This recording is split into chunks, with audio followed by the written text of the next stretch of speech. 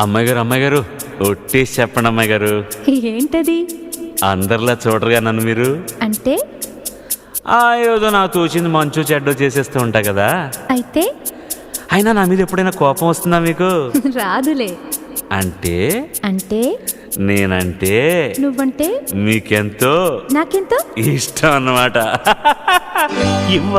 ఇవ్వాలైనా మీరు ఏది అది అమ్మాయి గారు. చెప్పాలి ఏం కావాలో మీరు ఏదో అది అబ్బాయి గారు.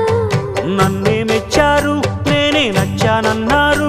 తీరా అది అంటే ఇంకా ఏమో ఆలోచిస్తారు.